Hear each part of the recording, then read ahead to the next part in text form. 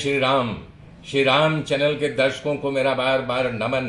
मेरे मित्रों, मैं आशा कर रहा हूँ आप लोग मुझे देख रहे हैं, लाइक कर रहे हैं, सब्सक्राइब कर रहे हैं और मेरी वाणी को जन जन तक पहुँचा भी रहे हैं।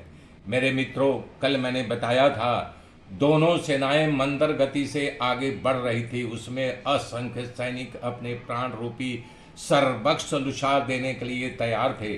सभी धनुर्धर वीर कान तर तीर खींचे हुए बाण समूह को धारावाहिक दृष्टि करने के लिए उत्सुक थे कि कब मेरा तीर सामने वाले दुश्मन के ऊपर प्रहार करे। तदंतर नीला और सरस्वती दोनों देवियां उस युद्ध को देखने के लिए कल्पित एक सुंदर विमान पर आरूढ़ होकर के उस आकाश मंडल में स्थित हो गई। दोनों सेनाएं आमने सामने से अपने युद्ध के प्रारंभ होने पर शत्रु पक्ष की सेना को प्रलयकालिक समुद्र से उड़ती हुई तरंग की भांति कोई निर्भय योद्धा अचानक सामने आ निकला और आगे बढ़ करके वो प्रहार करना ही चाहता था। तभी लीला का पति जो है पूर्व जन्म में पद्म नामक राजा था, वो वर्तमान जन्म में विदुरथ के नाम से विख्यात था। उसके आक्रमण को सहने के लिए सामने आकर के उस पर्वत के शिखर पर गिराई हुई शिला की भांति उसके विपक्षी योद्धा की छाती पर मुदगर को दे मारा। फिर दोनों सेनाएं में प्रलयकालीन समुद्र के समान वेग बल पूर्वक अस्त्र शस्त्रों से प्रहार आरंभ हुआ।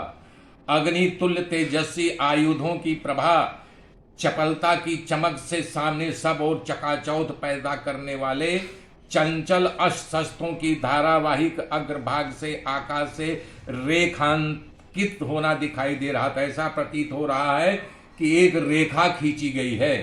वेग से लीला वहां पर उत्सुकता पूर्वक अपने पति के युद्ध को सरस्वती के साथ देख रही थी। योद्धाओं के शरीर से निकला हुआ रक्त था जो रथ के पहिए से लकीरें बन गई थी। वो समझो खून की धार को नाली के रूप में दिखाई दे रही थी। इतनी धूल उड़ रही थी वहां सब कुछ मानो जैसे कोहरा छा गया हो, ऐसा प्रतीत होता था। इन शस्त्र चमकदार पैदा करके सोना रूपी समुद्र को कोलाहल संपूर्ण मेघों के क्षोभपूर्ण गर्जना के समान प्रतीत होता था। क्षेपण रूप शस्त्रों से फेंके गए पत्थरों और चक्र समूह से भयभीत आकाश चारी पक्षी दूर भाग गए थे। उनका कोलाहल इतना भेद था वो डर करके दिशाहीन हो गए थे। कुठारों के आघात से योद्धा का मस्तक विदीर्ण हो गए थे। पूर्व शक्ति लगा करके चलाई गई शक्तियों के समूह को छिन्न भिन्न होकर के गिरे हुए हाथियों के लाश के ऊपर लाश गिरती हुई दिखाई दे रही थी। बड़े बड़े ताड़ वृक्षों के समान ऊंचे पुरुषों के हाथ में कुदाल से वन भूमि खोद करके जो उसे समतल कर दिया था। जहां तक बाण फेंका जा सकता था उससे दूर प्रदेश सब ओर से लोगों को खाली करा दिया गया था और पत्थरों की चट्टानों भी काट छांट करके वहां से दूर फेंक दिया गया था। नारायण रूपी श्रेष्ठ जल का वर्षा करने वाले वीर समूह के मतवाले मेघों के वीर आने से जहां कबंध रूपी मोर नाचने लगे था, बेग से चक्कर काटते हुए मदमंत गजराज रूपी पर्वतों से जो ढका हुआ प्रलय था बेग पूर्वक चलता हुआ वहां प्रलय काल सा दृश्य उपस्थित दिखाई दे रहा था। कहने मतलब जैसे प्रलय काल आता है तो मेघ घटा छा जाते हैं, समंदर भी उफान मारता है, उसी प्रकार से दोनों ओर के सैनिकों जो है युद्ध में एक दूसरे के घात प्रतिघात कर रहे थे।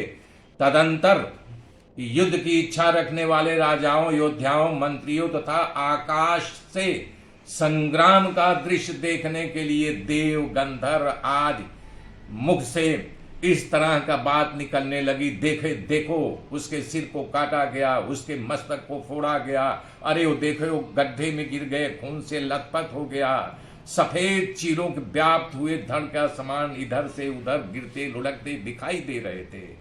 देवताओं की गोष्ठियों में परस्पर ये चर्चा चल रही थी कि कौन धीर पुरुष कब तक कैसे और अपने यानी कि हमारे स्वर्ग लोक में कैसे आएंगे।